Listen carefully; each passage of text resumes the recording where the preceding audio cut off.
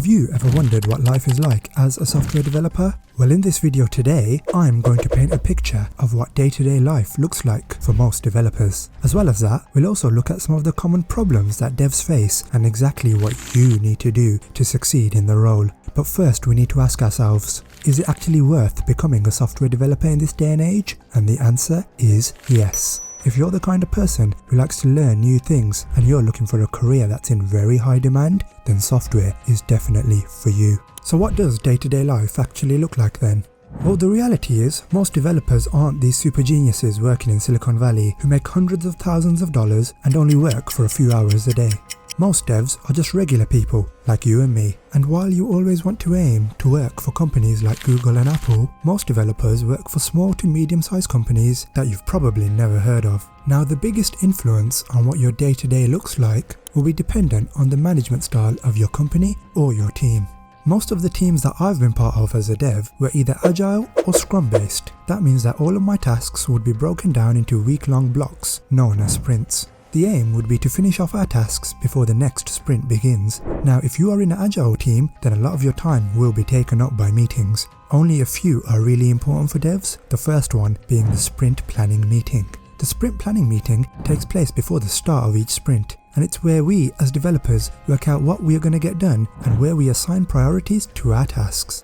As a dev, this is important because you want to know what tasks you need to get started on first and how long they are expected to take. Once you're in a sprint, you then have to keep all your team updated on your progress. This is done daily via stand-ups. Usually, we would have these about an hour after the start of the day, and everyone in the team goes around and gives an update on what they are working on. This is great as it fosters communication between a team and gives you visibility on everyone's progress. But it can also be inconvenient, especially if you don't have much to report on. Now, all of your work in progress will be tracked using project management software, typically something like Jira or Confluence. So not only will meetings take time away from actual coding, but you will also be responsible for some admin as well.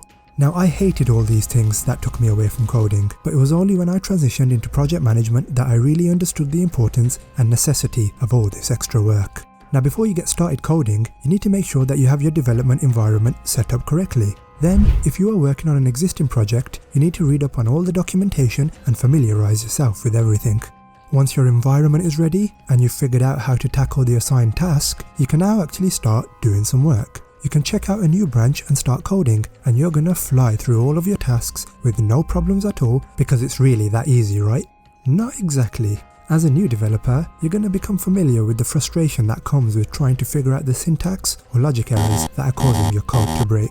Now, I used to spend hours banging my head against my keyboard and raising my blood pressure trying to figure out why my code wasn't working.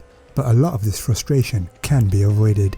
If you have a good team with competent seniors, you should be able to reach out to them and they'll give you a hand. In fact, some companies promote two devs working together in a practice that's known as pair programming. I think it's a very good practice that can really help you improve your skills as a developer. So now you've written some working code. It's compiling perfectly fine and it's passed the tests. You then push it out and it gets reviewed by QA. Once the code review is done, they'll usually give you some feedback. You're going to always want to follow the best practices and use the correct naming conventions. QA also hunt for bugs, and if they find anything, expect that ticket to bounce right back to you. You're then going to have to fix the bug and go through the whole testing process again. Once you've got the green light, you can throw that task into the complete folder and never have to think about it again. Actually, there's one more thing you need to do, and that is to document your code. This is normally some form of internal documentation explaining what the code is and why you need to use specific libraries, etc. It's aimed to help anyone new to understand what exactly is going on. So there you have it, that's what day-to-day life looks like as a software developer. Your normal day will have a few meetings, a stand-up and maybe a chat or two with other devs. But for the most part, you do get left alone and you're pretty free to use your time as you wish. Now, what are some of the most common problems that devs face? Well, I mentioned it previously, but for me, the biggest problem that I faced was simply my code not working and not being able to figure out why. Coding always followed the 80-20 rule for me, where I was able to do 80% of the work in 20% of the time, but that last 20% of work would take 80% of my time. Now, there's no better feeling than having that eureka moment when fixing something, but if you spend your days trawling through a terrible code base trying to figure out why it's not working, it can be incredibly frustrating. It can also be stressful managing workloads. but that depends on the culture of your company. I had one company where it was normal to just kick a bunch of unfinished work over to the next sprint. And then I've worked for other companies where you're expected to stay late on a Friday to complete the sprint, as the software would need to be pushed live. Overall, these are common issues that devs face that need to be acknowledged. Taking all this into account, what do you need to do to succeed in the role? If you're able to keep calm and focused, then things just get a little bit easier.